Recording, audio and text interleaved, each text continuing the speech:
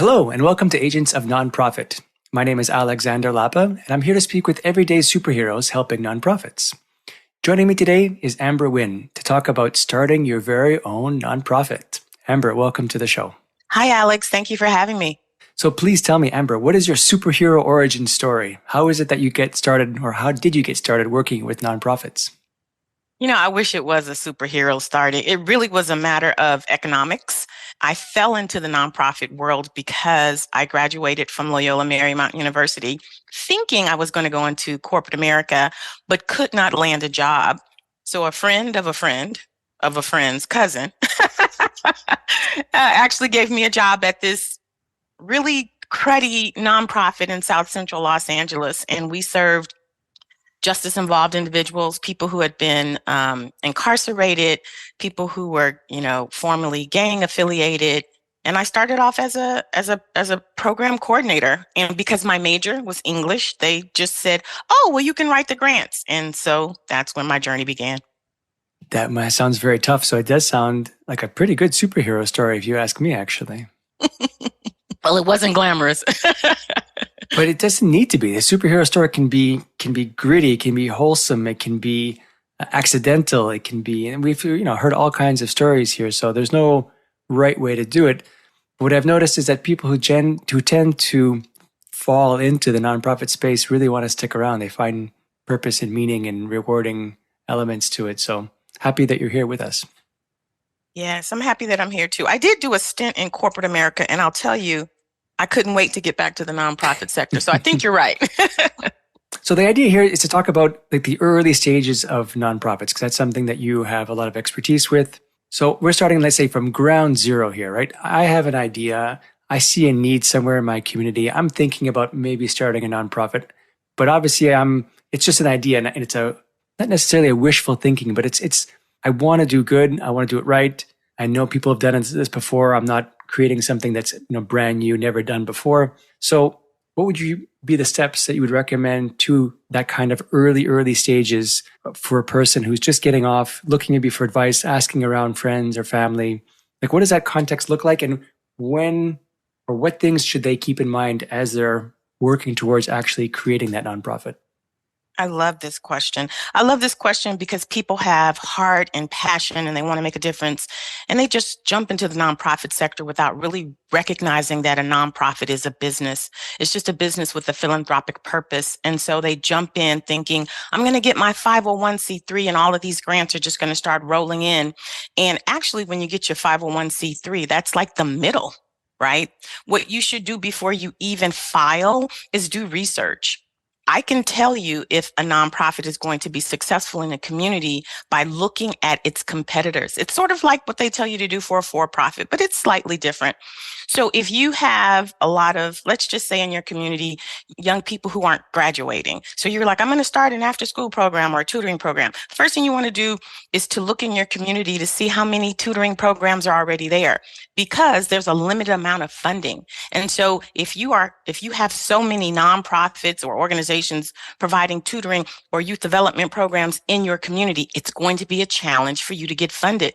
So you want to be in a community, yes, where there's needs, but also where it's not overly saturated with other service providers. So that's the first thing you want to do, is to do your research. Go on Google and put in whatever you're going to do, put your zip code in and see how many service providers are in your community. That's the very first thing. People just open up nonprofits and they're like, oh, I'm the only one doing it. And the first thing I do is I Google them. I'm like, well, there's 6 other organizations in your community. Oops. And then after that, after you determine like, okay, this is a good community to be in, it's not oversaturated, then the next thing you want to do is really to start building out your infrastructure. You don't want to jump in, file your 501c3 tax exempt status. You want to get a track record. So even before you start, like find one of those nonprofits, one of your competitors, and say, hey, I know that you do tutoring, but guess what? I do etiquette. Can I partner with you for 6 months, provide this free service so that you can get a track record? Because funders don't fund concepts. That's not true. If you're a great grant writer, you can get a concept funded. But I'm saying, generally speaking, funders want to fund nonprofits that have a track record. So you want to get one. You want to establish some type of track record in your community. So those would be the first two, I think, very basic foundational things you want to do before you even, launch into it. Because here's the other thing. People have an idea, but when you start delivering services and you see how challenging it is, you might say, "Oh, this is not what I want to do." And that's okay because there's other things you can do. You can sit on a board, you can volunteer, but before you file that 501(c)(3), really do some research. So in that research component, you talked about mostly about seeing what other nonprofits are offering in the community. What about market need? Because this is definitely one thing that for-profit companies do, is they make sure that they do either focus groups or talk to different people they think could be clients. Like, is there any portion of that research element where you would want to talk to people to say, if we offer this program, would you be interested? Or is that kind of just assumed, and if you build it, they will come? No, it's not so much if you build it, it will come. I have a client right now she's like, well, I'm offering these workshops and nobody shows up. So no, if you build it, it does not necessarily mean that it will come. Depending on what your area of focus is, like there are a lot of public agencies out there that can give you that type of information. Department of Mental Health, there's a lot of focus on mental health right now, social justice, youth development, foster care, and you can find out where the need is just by going to these agencies. They have all types of data, metrics, research, just to really find out what's the perfect community. And then, like you said, you can go into that community, meet with some of the public agencies, some of the nonprofits there, do some focus groups, find out what type of services are missing. We know what's here, but what would you like? And that will help. And then to define or refine that kind of, would you ask for that kind of feedback? Like, again, I like that hypothetical question of asking, if we were to offer this, would this be interesting to you? And if not, what should we add or change to it that would make it more attractive? Because let's say, for example, or using your example of the youth not graduating. So your idea might be, okay, after school programs, but what they would really love is sports programs, like specifically Exactly. sports. So like, how would you know how to, is it just through, is there a mechanism, an easy mechanism or a straightforward mechanism to test your theories before you start saying, okay, I got it. Now I need what I need to do. I need to build that sports program. Yeah. So one of the opportunities that I had, I was a programs administrator for Congresswoman Maxine Waters, and she was really big with community assessment because what typically happens is that a funder will say, do this in your community, and it might not necessarily work. But if you do a community assessment, that could be surveys, that could be, focus groups, it could be a, litany of things, showing up to already established community meetings and asking those questions like, when I did it, we were really surprised because our youth did say to us, we don't need another tutoring program, right? We need somewhere to hang out that's safe. Our area was kind of gang infested. So they just wanted somewhere safe to be from the hours of 2 to 6. We created that and then we backdoored it. We're like, okay, here's somewhere to hang out. And over here, you can play caroms. Over here, you can play cards. And guess what? If you need some homework assistance, so it's important to ask your community, what is it that they want and what is it that they need? And then the second point, the building infrastructure. I really like the idea of having a track record because it shows that you are not starting from absolute zero, that you have some experience in the industry or in the market or in that aspect or element of what you're trying to provide. But it's an interesting take to kind of partner up with an existing nonprofit. Is that something that is like feasible in the sense of, I had a certain sense that nonprofits are kind of competitive. And if you came on board saying, I'm going to offer this and then eventually branch off to do my own nonprofit, is there any kind of competition where the first would say, well, I'm not so interested in doing that. I mean, stay if you want to stay, but don't use me to bounce off to create your own. I'm just curious to see if that is something that's a concern, or is it all, as long as it's helping the community, we're all here for the right reasons. Let's work together for now, and hopefully you'll be successful in the future. Two things about that, Alex. First of all, a lot of people start nonprofits thinking that the funder's purpose is to fund nonprofits. It is not. The funder's purpose is to meet their funding goals, and they are looking for qualified nonprofits to partner with to help them to meet their goals. So This also speaks to why funders don't fund salaries. They fund programs because a nonprofit is a business and they expect the nonprofit to be covering their business expenses. So that's number one. Number two, to answer your question, the reason why an established nonprofit or just another nonprofit would be open is because it is hard to fund a nonprofit. And so if you're saying to them, listen, I want to add to your services, it's only going to make them look good, especially if you're saying, I want to do it for free. And especially if you're upfront. Listen, I don't have a track record. I'd love to pilot this with your kids or your seniors or whoever, just to see if this is even viable. And nonprofits are always open to having resources for their community. And if you're upfront and open, they're not going to have any issues with that because they want to strengthen their programs. It's going to make them look good as well. So when they're writing their grants and they're talking to their elected officials, they'll say, yes, we did this, after school program. And then we piloted this program, this etiquette program, and we think it would be amazing. We'd like to add it to what it is that we do. Competition is really only the competition in the money part. And I believe if people looked at it as the funder does, which is they want more collaborations, they'd understand the value of actually partnering. Awesome. Okay. So they've done the research. They know what they want. They've got the track record, I should say. Yeah. Next step, typically you're saying, is now apply for a 501c3, which of course in Canada means something different, but it's basically I'm now registering a charity, right? What would be No. I Oh, wouldn't say that. I would say after you've piloted your idea, your proof of concept, then you build out the infrastructure. Building out the infrastructure is so crucial. People will spin their wheels for 2 or 3 years because they throw together a mission, they put 3 people on the board, and they file their 501c3. Building the infrastructure is the difference between a nonprofit closing their doors and getting funding 3-4 times faster. And when I say build the infrastructure, Alex, this is what this means. You need to have a clear, concise mission that inspires. Right?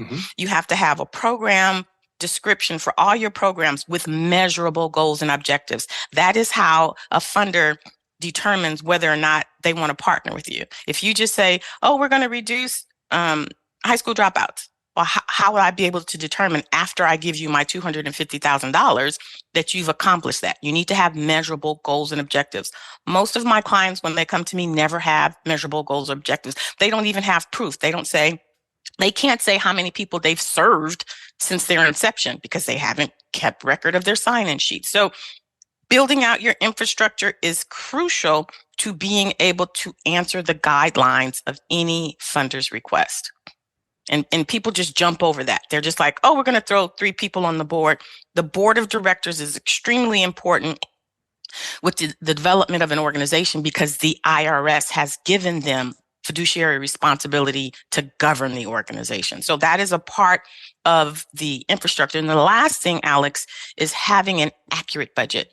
A budget is not how much money you have in your bank. It's not how much money you fundraise. An accurate budget is how much it costs to run your organization. So when a funder asks you for your annual budget, that's what they want to know. How much does it cost to run your organization? So when you give them a budget that's $80,000 and they know that it takes $300,000 to run the organization, they're going to look at you a little suspect because they already know how much it costs to run an organization. So before you even file your 501c3, you need to put your infrastructure in place because those are the things that you need to give to a funder to prove that you're a viable nonprofit organization. That was a lot, huh?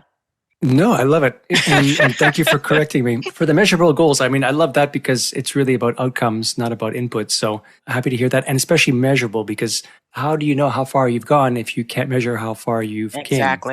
Exactly. Something to that effect. And how would a funder know, all things considered, if there's 2 nonprofits, how would a funder determine who they're going to go with? They're going to go with the organization that says, we've graduated 80% of our constituents versus a person who can't even tell you how many they've served. It just gives them more confidence because you have demonstrated proof that you know what you're doing. And then on the budget side, would a business plan or something to that effect be helpful as well to know and to plan for the budget? Because I imagine when you're starting off, you don't quite know, you have maybe a rough idea, people, salaries, tech, office space, other auxiliary expenses. Putting it together in some kind of business plan, would that make sense? Or is that more on the for-profit side. That's more on the for-profit side. People say, "Oh, I've built a business plan," and I smile because it's a lot of work. But no, a business plan is not really useful from the perspective of a budget. Really, honestly, if you get out a notepad and you just write out what would it take to operate your organization at optimal level, I have a whole process that I have my clients do. I'm like, pull out a notebook, especially if they've been in it for more than, a year. Now, if you're just starting out, really all you can do is guess, right? All you can say is, I'm the executive director. I'm going to at least need an administrative assistant, 2 program coordinators, because remember, the budget is how much it costs. You don't know until you go through it, right? So Exactly. I'm going to need supplies. I'm going to need materials. I'm going to need a photocopier. So you put down all of those things. And most people will say, "Oh, my budget is about $50,000. That's a program budget. That's not an organization budget."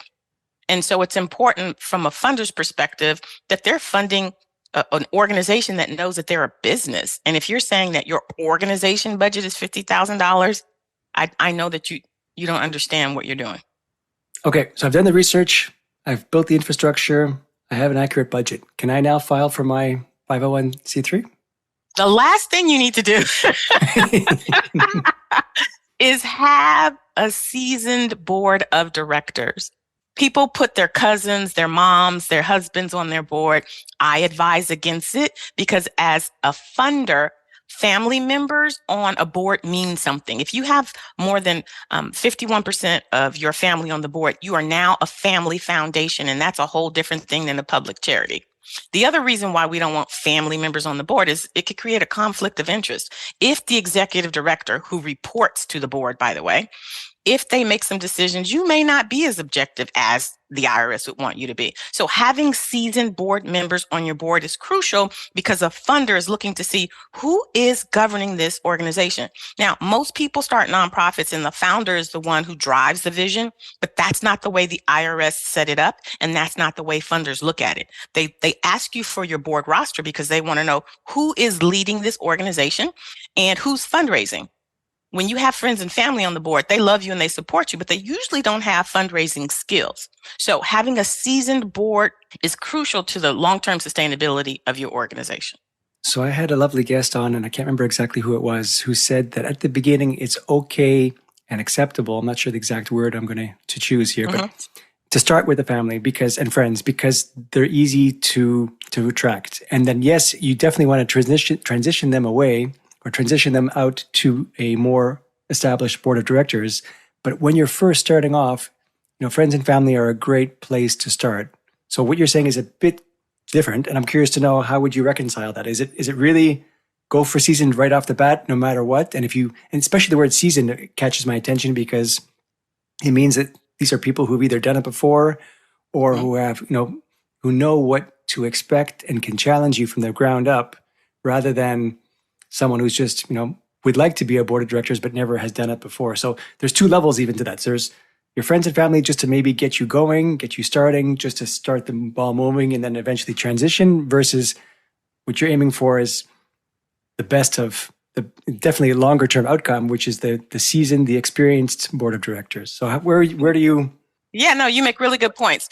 99% of all nonprofits start with friends and family because of that, because they love you and they support you. I am about long-term sustainability. So I am going to say start off strong, right? Start off strong with seasoned board members. And people will say, well, if I don't have a track record, then how do I even recruit seasoned board members? If you have a sexy mission, if that's why I said get a track record, right? And get your infrastructure set up. Seasoned board members are not going to sit on a board where they have to do all of this work. That's why you have to do it in the beginning. Where I am, Alex, I'm 55. At 20, you could have caught me and I'd have been like, yes, let's build out this nonprofit. At 55, it's not going to happen.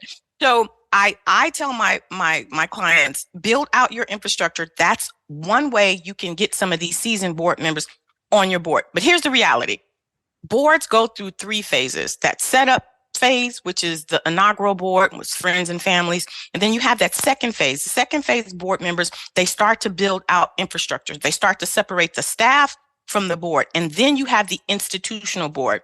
That board is the board where they just step on and really they have resources because all the policies and stuff are created. So what your person said who was on your show earlier is right in the fact that this is the normal practice. It's normal. I'm saying I'm about long-term sustainability and making an impact in the community right away. So if you start off with a strong board, it's going to get you the funding like 3 times faster. Mm. Mm-hmm. Cool. And okay, that works. And if you do the work before, you can pull them. You can pull some seasoned boards. I'm glad to hear it. I love the optimism too. Okay, can I? So I've got my season board now. Can I please file? Yes, now you can file. Yes, now you can file. All right. So that's done. Next step, where should I focus on grants? Should I find funders? Where do I get my money now? Now that I have this idea, who's going to provide the cash? Let's just say you followed the success path I laid out, that you did your research, you're in a community that's not oversaturated. You built out your infrastructure. You have a sexy mission. You've got program description with measurable goals. You have an accurate budget and you have a seasoned board. You're still newbie, right? You're still new kid on the block and you have people who've been in the space longer than you and you're competing against them. So what you want to do is now build up your financial portfolio. It's highly unlikely, unless you have just like this really awesome board or you have relationships, it's very unlikely that you would qualify for a large grant. There's a difference between eligible and qualify. Eligible means you have a 501c3 and you can apply. Qualify means that you have a long track record, you know what you're doing. So you want to build your financial portfolio. What does that mean? That means you go apply at Best Buy and you get a $500 grant, right? That then you put in your nonprofit. It shows that you can manage money. Then you go to the Rotary Club, service organization, and you say, hey, we've been doing this pilot program over here. It's been successful. I got $500. So we were able to buy, supplies, but we have this long waiting list. We've been successful. We want to grow that. So would you invest in us? And they're like, okay, we'll give you $2,500, right? So now you have $2,500. The first thing you want to do at this point, Alex, is to put your systems in place. Nonprofit funders ask you for certain things to prove that you're a viable business. They ask you for a balance sheet. They ask you for income, statements. They ask you for reports. They ask you for, impact reports, right? So you need to have systems that can shoot that stuff out. Generally accepted accounting practices. So you need a QuickBooks or you need a Wave so that when you put this money into this banking account, this business banking account, not your personal one, it can then produce the documents that say, hey, at any point in time, funder, you know where your money is. You know how much has gone out. You know how much has come in. So before you start hiring people, you want to put systems in place that will allow you to produce these reports that prove you're a viable business. That's tracking. They're going to ask you, okay, if I give you this money, how are you going to continue to fund this organization? Well, if you've been tracking your individual donors and you've been tracking your major donors and your grants, you can shoot out a report to say, here's our trend. We've been going up over the past year. And, we started off with 500. Now we have 2,500. Our board is committed. So you have to have systems in place that can then push out this documentation, if you will. What about a CRM? Because I love talking about CRM. So is that part of the systems as well, or is that more down the road? Absolutely. Absolutely. Cool. This would be the most ideal time to put a CRM in place. And I would say, as a startup nonprofit, I would advise you to get a CRM before I advise you to hire staff. You know why? Because CRMs, quite frankly, will give you more return on your investment. For you to be able to say to your funder, listen, we've been able to, provide services in this geographical area. How do you know? Because when you take in these applicants, it goes into your CRM and you can push a little button, boop, boop, boop, boop, boop, right? Sort, filter, whatever it is. And they can say, from this geographical area to this geographical area. It will allow you to produce a dashboard that says, these are the issues that our clients have. These are the number of people who've graduated. It just gives you so much data that you can create a story to get, funding. So most definitely a CRM at this point. Sweet. Okay. So we've got our grants. They're progressively getting larger, which is awesome. What about then expanding to other forms of revenue or income besides grants? When would that pivot make sense? And what would be the best approaches to take for that?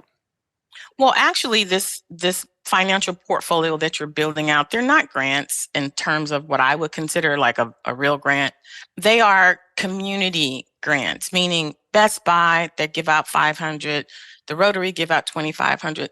Those aren't really grants to me. Those are seed grants. How about that? Sure.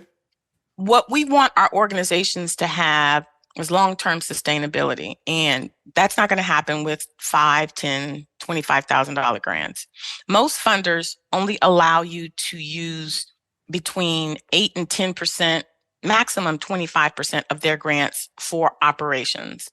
And salaries come out of operations. So if you get a grant for $500, I mean, what can you do with 50? You know what I mean? $50. If you get a grant for $250,000 and you can only use 10,000 of it towards salary, there's no long-term viability there. So what you're doing right now as you build up your financial portfolio is demonstrating to funders that you can manage money. The next phase, before I go there, Alex, every nonprofit should have 10 streams of revenue. 10 streams? Yes, 10 streams of revenue. And can you define what a stream means? Yeah. So grants, that's one stream. Contracts, that's one stream. A gala, that's a stream. Board dues, that's a stream. Merchandise sales, that's a stream. Fee for service, that's a stream. During the pandemic, 70% of the clients who came to me in a panic had to close their doors or they had to shut down because they were dependent on 2 streams of revenue. Guess what they were? They were a gala and a golf tournament. They're all in person. And, we shut down during the pandemic. So a lot of nonprofits had to shut down. They had to lay people off. If they had 10 streams of revenue, individual donors, major donors, direct mail, right? If they had this variety of financial sustainability strategies, they may not have been like operating at 100%, but they could have still managed. But when you're solely dependent on 2 streams of revenue, the economy that we're in right now is not stable, especially for a nonprofit. So it's important that you have 10 streams of revenue because if you lose 2 or 3, you're still able to function. Okay. So 10 streams of revenue. Mm-hmm. So that's what you're building up, right? Not just grants, but you're also doing fee for service. You're also signing up for employee matching programs. You've got your board dues coming in. You've got this variety of revenue coming in. So now you're solid, right? And now that you have this other types of money coming, it also makes you more appealing to funders. If you only have grants, that's restricted dollars. So if they're like, there's a higher likelihood that they're going to take my money and use it for other things. But if you have unrestricted money in there, they feel more comfortable because they feel like, okay, this organization is agile, Mm-hmm. And going back to your previous one about having low income or at least revenue to be able to do operations, the first thought was volunteers. So at what point would you engage, or would you encourage rather, a nonprofit to use volunteers versus full-time staff? Is there like a balance or a threshold or a percentage between the two? Because I've seen some organizations that are on one side or the other. I'm curious to know if there's like a happy mix that seems to work well and to be sustainable for a long period of time.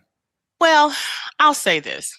When nonprofits come to me and say, "Oh, we're volunteer driven," it's not a good thing. And let me tell you why.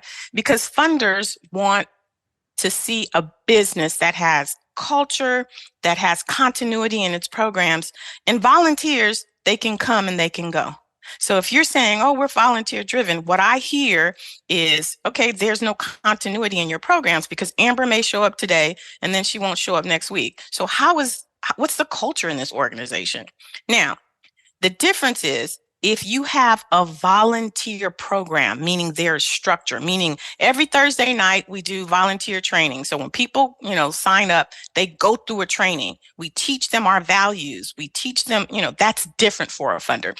If they sign a contract saying, "I'm going to be committed for one term," whether that's a semester or that's a summer or that's different because they're structured. So I just want people to know funders are looking for a return on their investment. And if you have drop-in volunteers, it's just not a good investment. But if you have a volunteer program, they respect that because they know that, everybody understands what's going on. They're delivering the programs the same way. There's tracking. So that's number one. When do you bring in a volunteer? I would say you can bring in volunteers right away as long as you have that type of structure in place. But you should have at least one hired person to manage that volunteer program. So you're going to hire a volunteer coordinator who will be responsible for the outreach, who will be responsible for the training, who will be responsible for tracking, because then that says to a funder, there is structure there, if that makes any sense. That makes total sense. Yeah. I encourage founders to hire a virtual assistant. That should be the first hire, is a virtual assistant.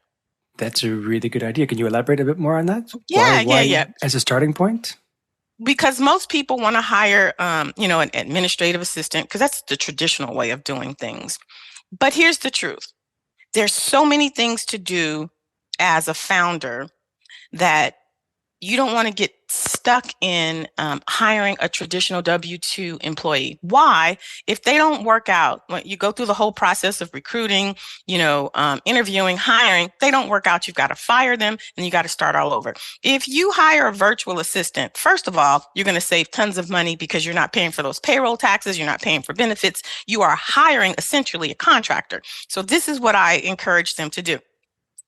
Hire a virtual assistant for 10 hours a week or 10 hours a month. Do project-based engagement. So let's just say you want to transition to seasoned board. You can have that virtual assistant do the research. This is the area that I need. Go on LinkedIn and find me 10 potential board members. That virtual assistant would go and would send information. That virtual assistant would set up the interviews. The virtual assistant would set out the packets. It's things that you can't get to because you're so busy doing programming. Have that virtual assistant start writing for those small grants. Have that virtual assistant sign you up for employee matching, but you're doing it on a project base, right? 10 hours a month, 10 hours a week. That's $7,000 a year versus $54,000 a year. And so you get a lot of your to-do things done, your foundational things that in your head, you're like, oh, I've got this long to-do list. Help them work you through that to-do list. Help them to help you bring in money, if you will. Like when you bring in seasoned board members, that's bringing in money. When you sign up on employee matching programs, that's bringing in money. So just save your money from hiring all of these people. Invest in a virtual assistant to help get you through building out the foundation. It really, really works. I love it. And I can see two facets of it. One of them is, like you just said now, it's about saving money. But the second one, it also allows you to experiment a little bit more without getting too invested into an idea. Exactly. And it helps you just to knock down that to-do list because there's a lot of things you have to do in the beginning. I'm sure.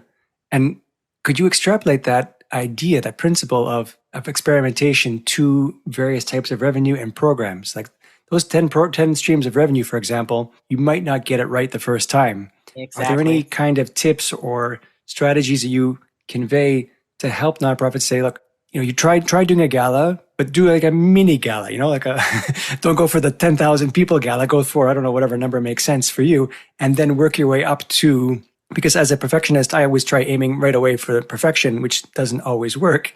So maybe there's a way of starting small, learning from the lessons, the lessons learned during having that event, and then improving as you go along, rather than shooting for gold right away. Is that a strategy that you'd also recommend? And if so, how would you recommend approaching that?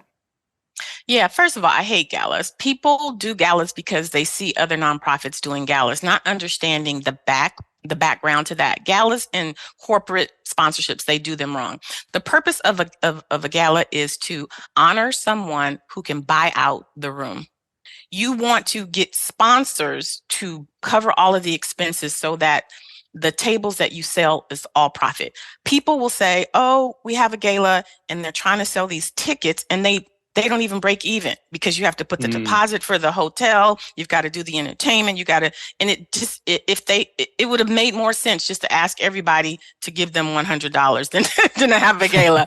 But you're supposed to honor somebody like at Disney or Microsoft, and they will buy out the table. And you have corporate sponsors who will, cover all of the expenses so that the other people who come in, it's all profit. Your silent auction, it's all profit. So most people don't even know that. But anyway, I don't even remember the question. Oh, the question was to build up, right?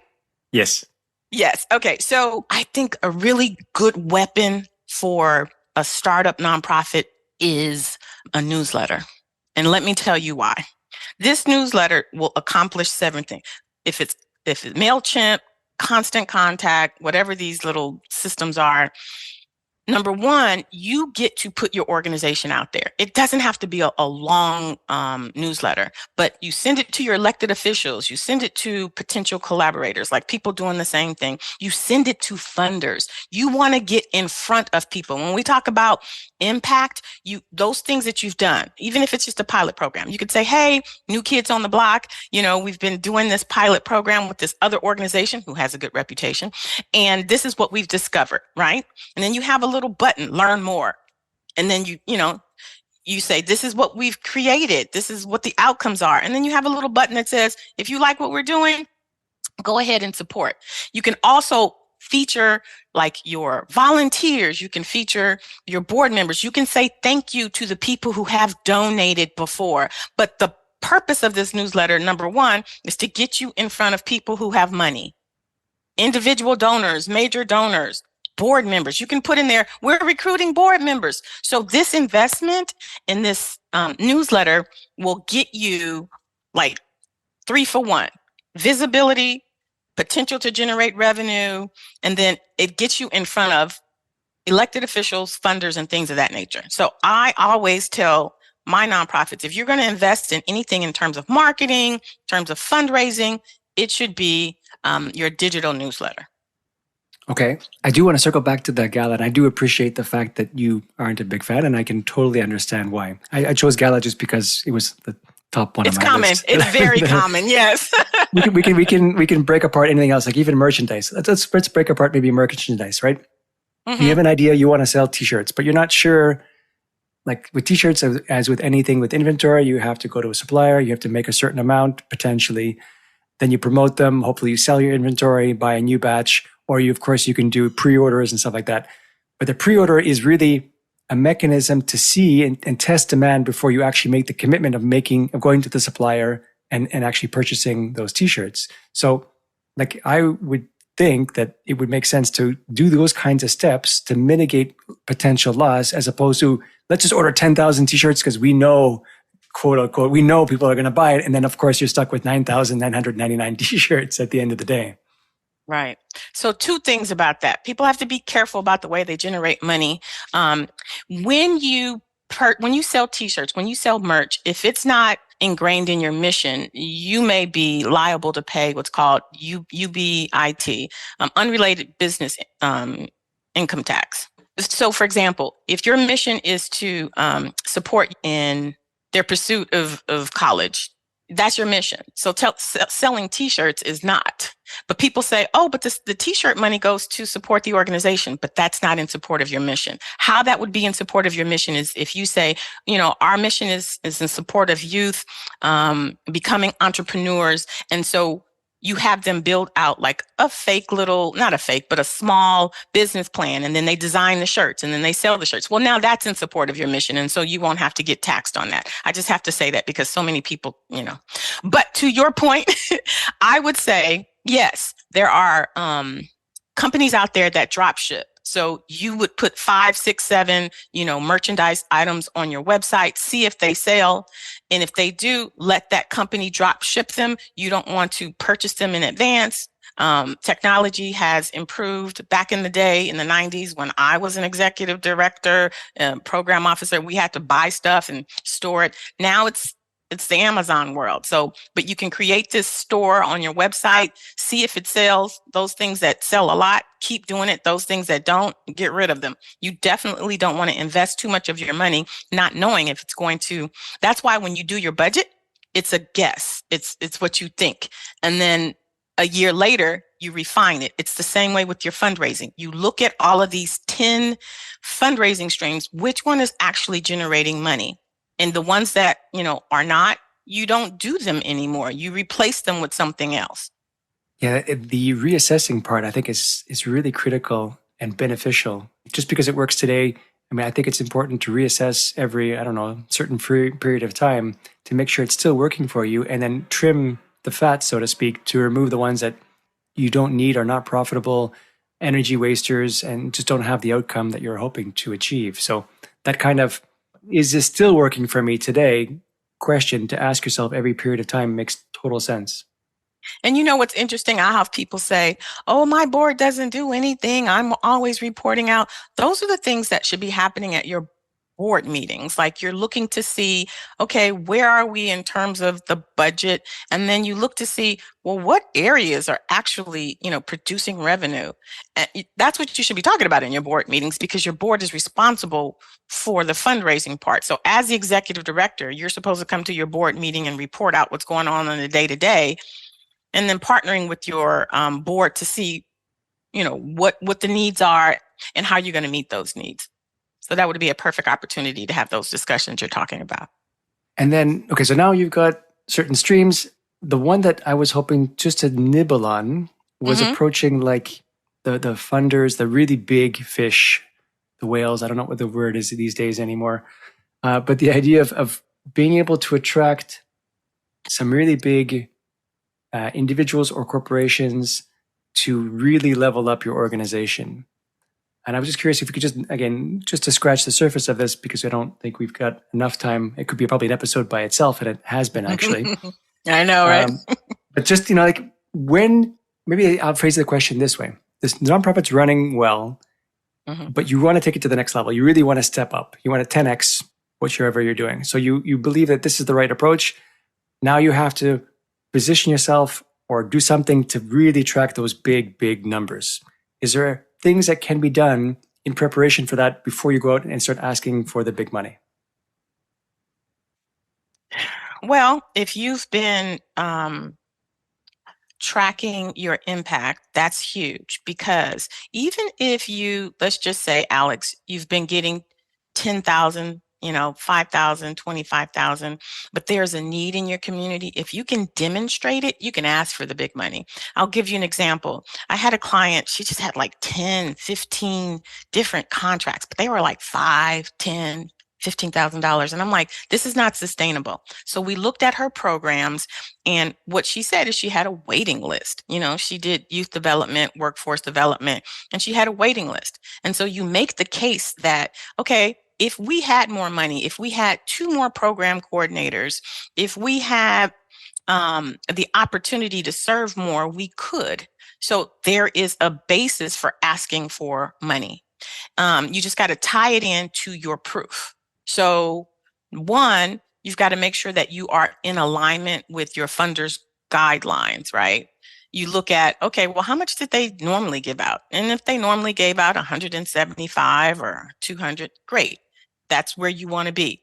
And you look at who they're funding, what they're funding. If your program is innovative, and it needs to be innovative because you're competing against other, organizations with a track record, then you make the case. You say, hey, we've got these amazing outcomes. Look, 90% of our girls are gone off to a STEM major, but we've got a waiting list. We've got 6 other schools.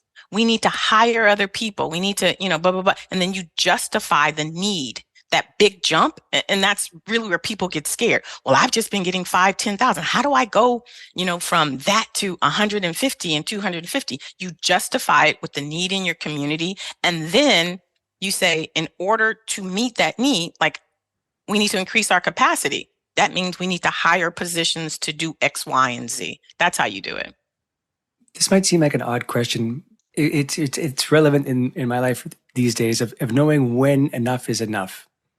So I guess the question is there a certain criteria or a certain feeling that, or moment, or what does it take for that moment to happen where a nonprofit and the founders and the board of directors feel like we're doing well, like we've done the 10x, we've got to that point, we're moving along. Now, not to say we can lay back and relax a little bit, but at least to feel successful in whatever way you want to define successful. I would love to, as the founder of this new profit we've just built, feel like I got this. And not just I got this, more than that. I'm doing well. I'm really feeling the impact. I'm feeling the love. Things are going well. It doesn't mean, of course, that I can lay back and now just sit there and do nothing. Of course, the mission continues. But Right. I'm wondering if there's ever a moment, and how would you recognize that moment to say, okay, good for you? Right. I think it's three things. Number one, you are paying your staff every month and you're paying them market rate. Nonprofits have a tendency to underpay and overwork their employees, and so you have this high turnover. When you're at a place where you're paying your people, you're giving them, cost of living increases, maybe even bonuses, like that's very rare. So that you've arrived then. The second thing is when you have funders approaching you. This is the best feeling in the world for my nonprofits. And sometimes I have to stop them and say, you just said that a funder came to you. And she said, yeah. Like that is huge when a funder says, hey, we're thinking about funding you. So that's the second. And then the third is when you have reserves in your bank.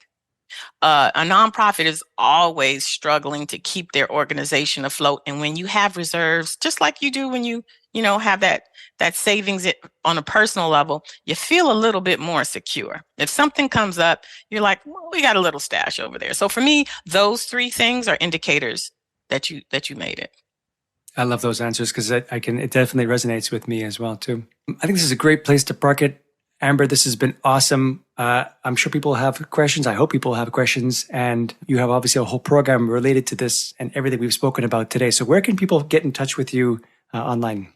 Yeah, the best place to find me is on my website. And I like to draw people to my website. I have socials, but I have so many resources for nonprofits at any stage. I actually stage nonprofits because, you don't want to be in stage 0 doing the work in stage 5. It's just a waste of time and energy. So if you go to www.amberwynn.net, you can find information about my course. I have a course, 90 days to a profitable nonprofit, because I'm all about the money, Alex. If you have money, you have choices, right? Mm-hmm. People are doing the work day in and day out, but they're suffering, they're struggling trying to serve their community. And I believe in supporting the nonprofit. So there's that. But then I have a podcast on YouTube and Spotify and Anchor and all of that stuff. I am on LinkedIn and I am on Instagram, but I think the best place to go is my website. Awesome. Amber, thank you so much for joining me today. Alex, it's been so fun. Thank you so much. All right, that's it for today. I'm Alexander Lapa, and I hope you join me again in the next Agents of Nonprofit.